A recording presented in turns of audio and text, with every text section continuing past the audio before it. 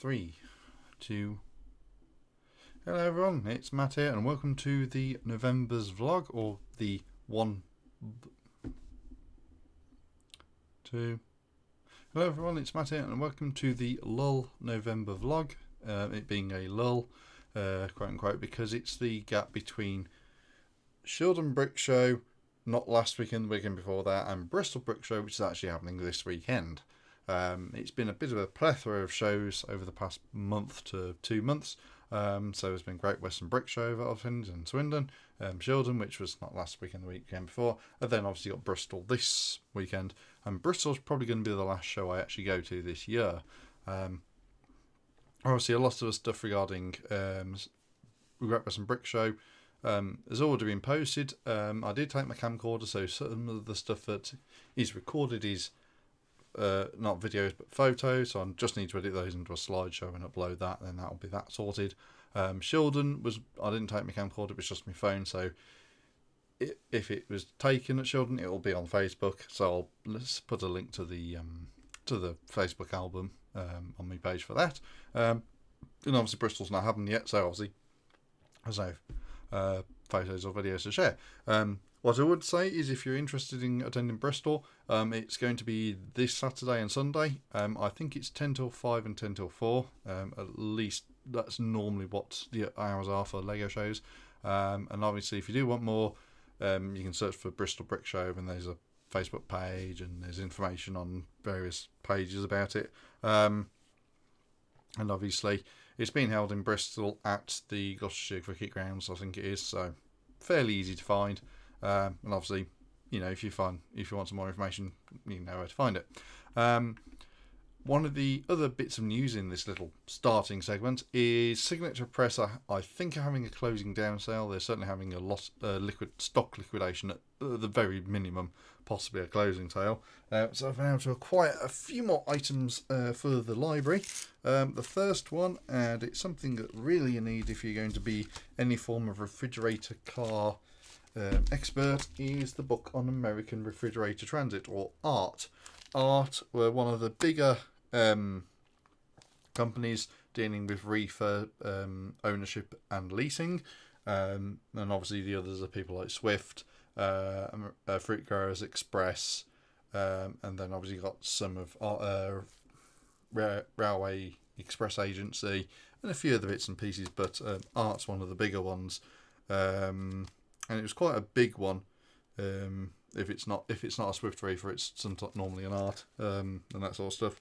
And then the other one is Pullman Standard Freight Cars, 1900 to 1960.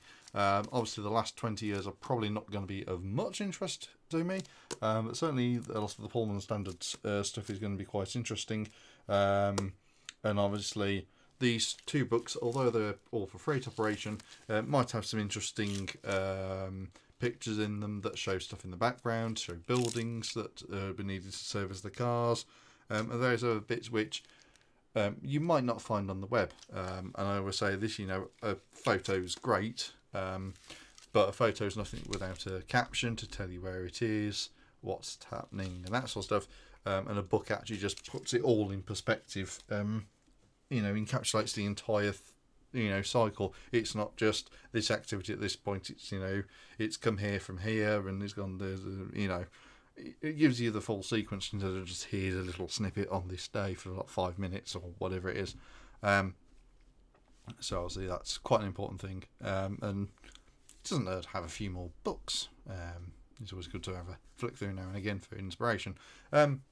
Now, the next section is projects. So projects, there's mainly sort of 3 things here. The Elroy Secret Santa. Now, if I turn around and do this, you'll see that there is a bit of empty space right here.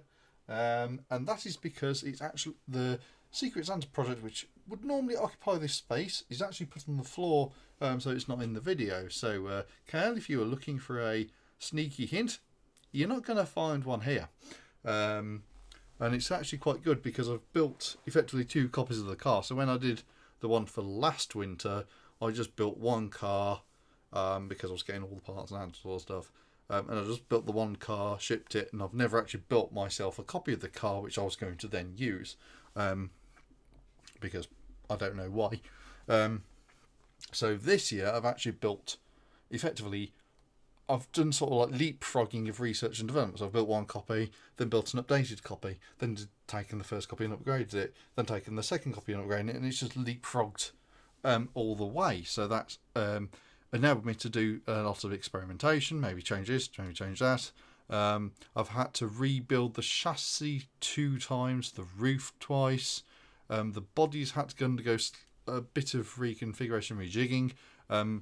The good thing about the way I've designed the car that's in the Secret Santa is that the ends, I can effectively detach most of the end detail in one go.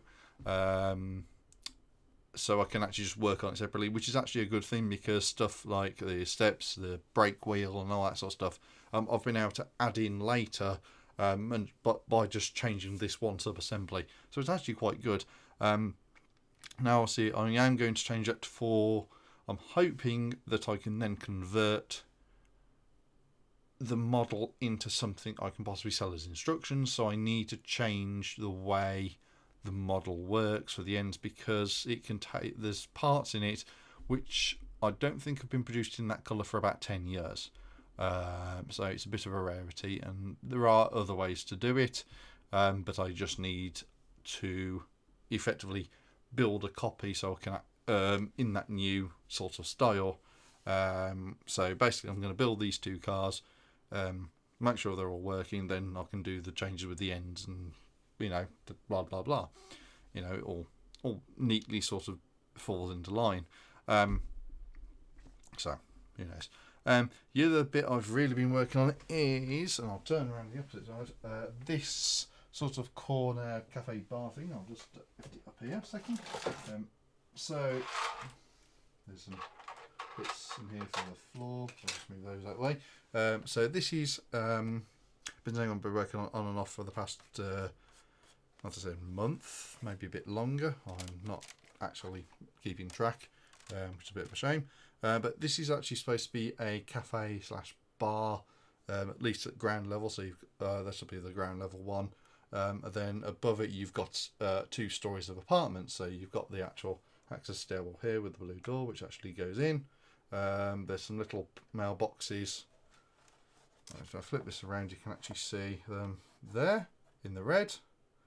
So there's some little post boxes here. That's all going to get filled in. So this is actually just going to be a separating wall, and that's going to be interior from this point onwards. That's all interior. So yeah, there's a little alleyway door here. Obviously this is supposed to be on the corner, so I've actually got a cutout here. So this is a 32 by 48 footprint, but actually it's only a 16 wide, in an L shape. So it's quite a chunky build. It's quite a solid build. It took quite a lot of effort to get it to this point, but it does look quite nice, and it's going to look even better when it's finished. And this has got some these little fancy shop awnings you can actually get off Etsy, I believe. A certain company used to make them. They used to have a proper website, and then they've sort of changed slightly. So I got sort of to this corner, did this window, and then sort of ran out of parts. So I did what I could, left it like this, and I need to go back and change it all and make it all look slightly better than what I left it at, and change the brackets of the correct colours and blah blah blah. So effectively I did this bit, started working around, and then ran out of the correct parts and the correct coloured parts as well. So this all needs changing. So just so it all ties in properly together. The next real thing really is to do the floor, or to do the roof support, and then the floor for the sort of flooring for the next level. Then I can do the windows and the interior wall, and well, one thing onto another. And hopefully once I've done all that, it'll all look nice and neat and tidy and what have you, and I can focus on doing other stuff. So yeah, quite happy with how this is turning out. It's looking quite nice.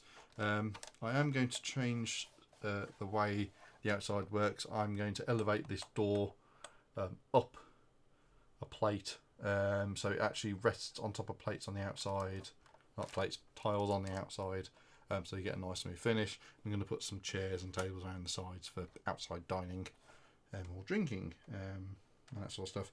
So yeah, reasonably happy with how this is turning out. Just need to make more progress, and it's also quite a heavy build as well. So that's going to be interesting to see what weight this turns into when it's fully finished. And obviously, in addition to big projects like that, I've also been dabbling in lots of little bits and pieces. Now, a lot of that is obviously stuff I've been working on, and I can't really publicly disclose it, not because I don't want to, but because it's very early stages. And obviously some of that's normally a case of, me having squirrel syndrome. So I look at that and go, that's nice, pull down a few photos from Google, maybe find a diagram or something in a book or on the web.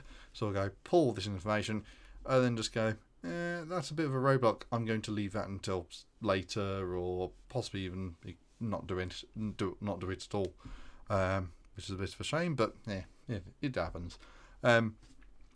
And there's a few things in pipeline. One of the things I'm going to try and get done is a British loco. This is the thing, I'm not normally a fan of building British stuff, on the basis that anything I really would want to build, by and large, has already been built by somebody else. I don't like duplicating other people's work. There's a few exceptions to that. If it's been a really old model, or one where they've done something in a way which can be improved, I'll do that. Sometimes it's been stuff that other people have done and I've just changed. So like the Pullman bar car, which actually won one of the Brick Train Awards.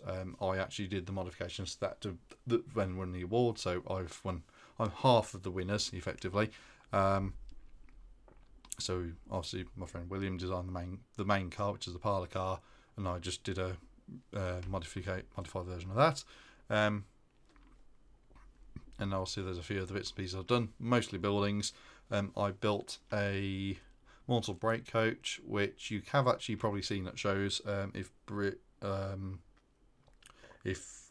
Block Junction has been out and you've seen the two Mortals, the Mortal brake coach is one I modified based off his design for the main Mortal, but parts intensive, very heavy, not really suitable for mass production and selling as instructions, and what have you. So obviously that's by and by. The other thing I've got on my liner notes is life interruptions. Mostly to do with video games here. I hate to say it. So obviously, since probably the last vlog, and probably since most of the time I've actually done a proper interaction, Overwatch 2 has released. So I've been playing quite a lot of the first season of that. And then also there's been like in-game events for a few other bits and pieces. I will mainly name call American Truck Simulator and Euro Truck Simulator 2 for that, because obviously we've recently just had the Halloween event. Texas is launching tomorrow, while I'm recording this on the 14th. It released on the 15th, and then there's just a few other bits and pieces to catch up on in terms of events like that. So obviously that again has impacted hobby time. And after all, I did say that this year would be a quote-unquote year off. So technically is being that it's sort of like taking out the limelight a bit, but I'm getting on and doing a few other bits and pieces. And notably, you'll probably have seen that there's some the Bill Benja's a mess again. I still really need to tidy that up. So that's it, I think, for the November vlog. Hopefully you found it informative. Obviously, if you are considering going to Bristol, please do. It's all for a good cause normally. So yeah, that's it from this one. If you got any comments or suggestions, obviously put them in the comments. Other than that, that's it for me. See you later.